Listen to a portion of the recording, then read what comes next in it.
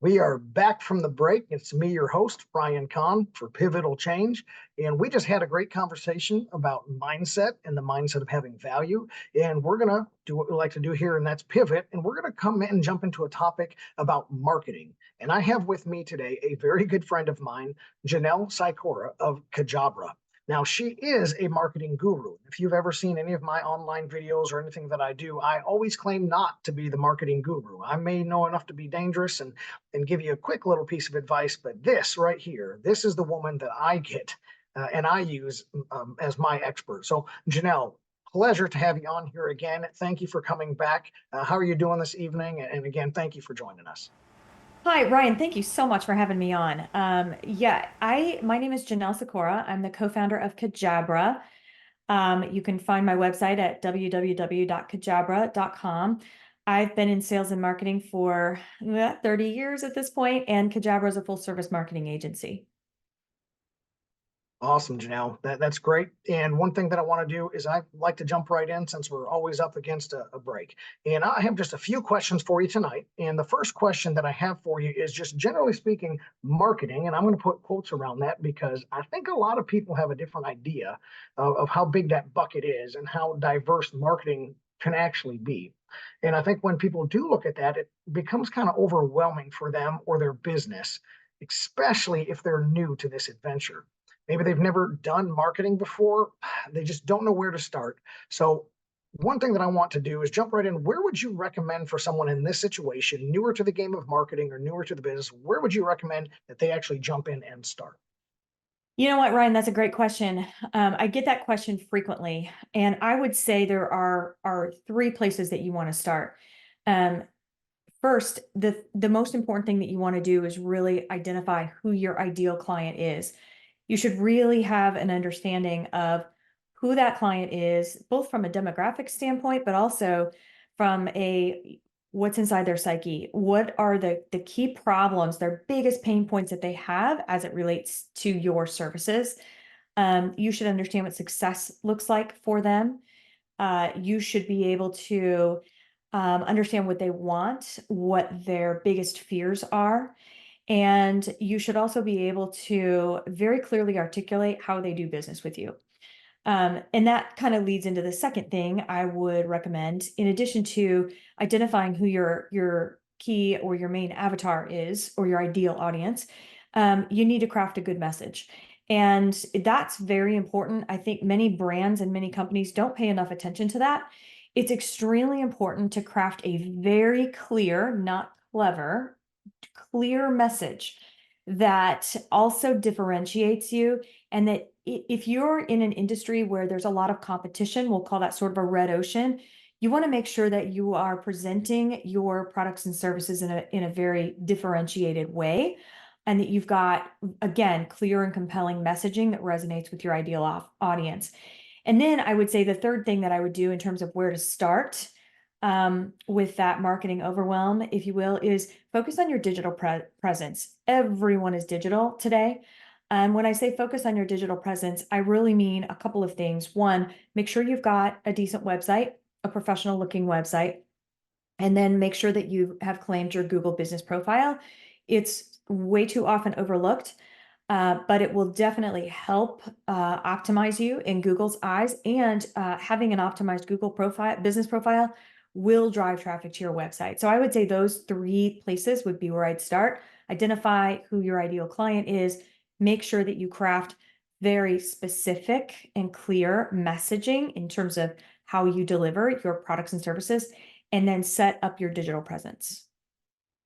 Okay, that is very good, helpful information. So I'm going to just keep pushing this along, though, and jump straight into the next question.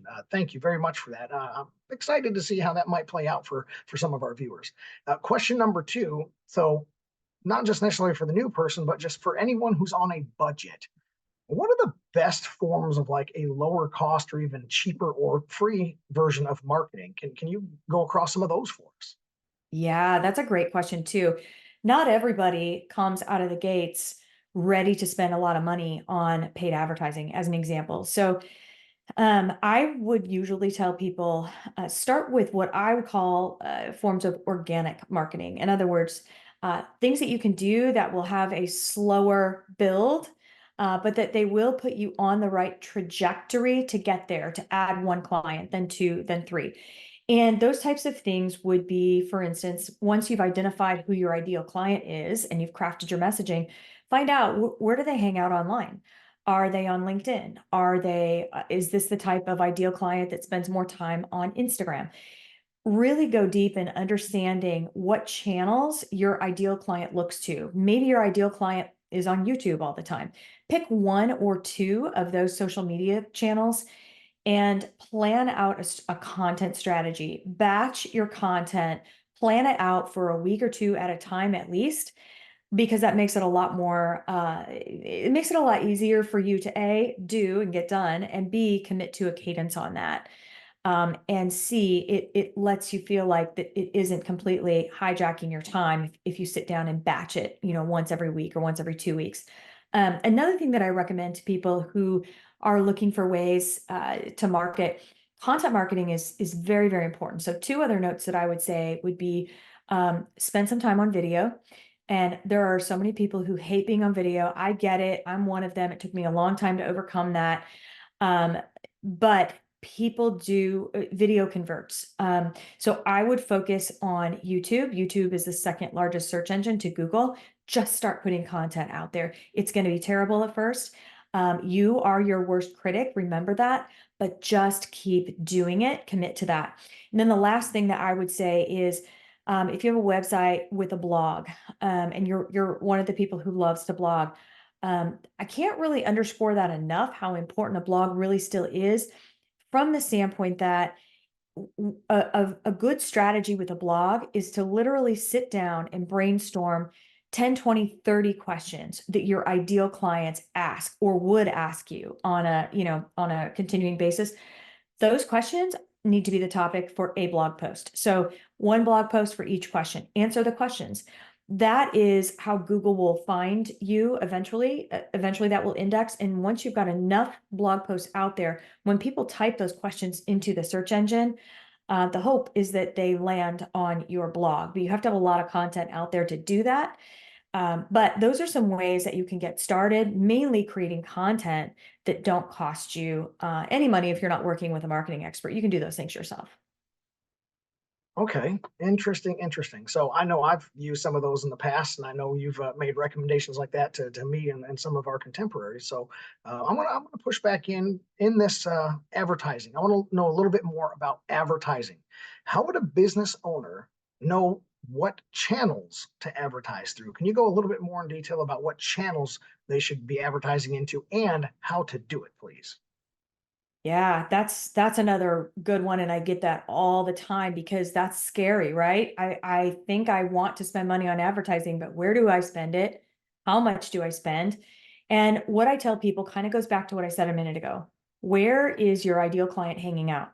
Are they watching shows digitally? Are they watching TV? Are they listening to radio? Are they listening to satellite radio? Are they online most of the time? Are they on YouTube? And then, think about testing first, doing some, and this is when you get into any paid advertising, you really want to work with a professional. If you're going to advertise on radio, for example, most radio stations have, and television stations have professionals who can guide you. If you're looking for more online digital advertising, that's very, very important to work with a professional marketing agency because marketing agencies like mine can tell people this is the right type of ad strategy for you. Maybe it's social media, maybe it's Google. They're both very, very different. And most of us who've been doing this for a while can guide companies on exactly how much to spend and what results might look like. Now, there's another, I want to just draw a distinction between what you'll hear as a term called PPC or pay per click and SEO. Sometimes people kind of confuse those terms. And SEO is it is also a paid strategy. It's not necessarily advertising, but it is a strategy where you can identify specific keywords and then work to optimize, like to drive traffic to your website based on those keywords. And that isn't necessarily paid advertising. That isn't a search engine optimization campaign. pay per click is more of a paid advertising. So that would be like your social media advertising or your Google type advertising. Very different strategies. But ideally, if you're looking at online advertising at all, I would advise at least speaking with a marketing professional before you try and tackle that on your own. That's a little trickier. Okay, interesting, interesting. So some of those people may have never heard of or thought of before, and hopefully we can start putting that on our radar to start using a lot of the recommendations you're giving us here. This is really, really good stuff. Thank you very much for that. I just have maybe a couple more questions for you before we get close to wrapping up our period here and having to jump into another break. But one of the big questions is, if I'm marketing, if I'm advertising, how do I know that it's actually working? I'm getting a return on my investment. What can you measure in terms of ROI? Can you cover that for us? Yeah, that's a great question that I get a lot. So I want to draw a big distinction here. There's a big difference between marketing and sales. I lived in the sales world for most of my career, until I moved into marketing on my own. Sales is very easy to measure because there's ROI attached to, if I sell this much, I make this much, I bring in this much revenue, right? That's easy. It's numbers. Marketing is very different. Now, in terms of ROI, what I tell people is, if you're just getting started and you're working on a marketing professional, or you're working with a marketing company or marketing professional, and you're investing money in, say, a website, a content strategy, or managing your marketing strategy, et cetera. Those are things that are going to be a little bit harder to measure in terms of ROI, because you're not going to be able to say, okay, I got these 6 clients from my website necessarily. It just makes it a little bit trickier. And it's very, very important to have that professional brand presence and the right messaging and the right social media strategy, the right content strategy. But that makes it a little bit harder to measure your ROI initially. You will be able to see over time a difference. However, where you can really measure ROI effectively is if you are doing SEO or you are doing some sort of paid advertising, especially online paid advertising. You should be able to identify exactly the leads that converted, that came to you through that paid advertising. And with SEO, you should be able to identify changes in traffic patterns. So again, very different ways of measuring ROI between marketing and sales. And sometimes there's the misconception that if I spend this money on building my brand, well, then I should see this type of a return. And that is true to an extent. It gets a little tricky and a little muddy to measure that when you're focused on building content and building your brand. Does that make sense? Okay, good deal, Janelle. Thank you. That's going to be good because, like in some of my 5 M's, measured growth is very good. Last question for the evening, and then we'll end up pushing into our break because we do have that break in the commercial. We have to do marketing for us as well. So, how do you know when you should just try things organically and on your own, or how do you know when you should use a marketing expert? Is there a trigger point? Are there telltale signs? Can you jump in on when we should know that we should work with a marketing expert like you? Yeah. Okay. So that's another really good question. Here's what I would say. When you own a business, at first, myself, like all of you who are watching, you want to do everything, right? You want to kind of track your expenses, track your income, manage your books, do your marketing, do whatever it is that you went into business to do, pick the software stack that makes sense for you, your tech stack. However, you can't do everything. And at such point where you get busy, you have to realize that your time is the most valuable time in your entire business. So at such time that you can sit back and think about that and think, okay, I need to grow somehow, some way. You need to think about where you need to fill in those gaps and where you need to outsource to a professional. I think that you absolutely 100% need to invest in a good accountant advisor. That's a must. That's just table stakes. And then I think when you want to grow your business and grow your brand, that's a really good time to invest in a marketing professional. But again, not one who's just going to say, oh, you need to do paid advertising, or, oh, you need to do this. Someone who takes the time to really listen and understand, what are your goals? Like, what are your goals this year? What are your goals in the next 6 months? And then is able to create a strategy that aligns with those goals, not someone who's just trying to push a product or push a service.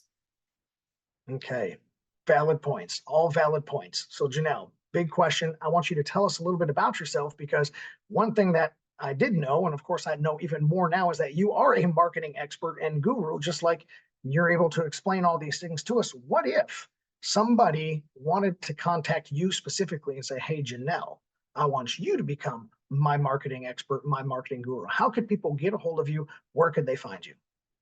Yeah, thank you for asking that, Ryan.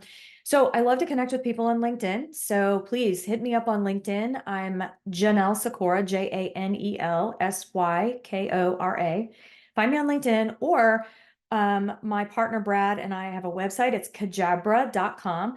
And if you wanted to schedule a short little quick strategy session with me, no pressure, no obligation, at the very top on the right-hand side is a blue button that says schedule a no pressure call. Feel free to do that. Book some time with me directly, and I'll be happy to have a conversation. Awesome. Very good deal. So I hope everyone has the chance that if they need somebody just like Janelle, which I highly recommend and think that you do, you know where to find her. You stay tuned with us though, because we're going to be coming back from this next break, and we're going to be talking more specifically about influential leadership, and marketing is a good way to get your leadership broadcasted out there. So we'll be returning right after this break with more wonderful information on pivotal change. Stay tuned.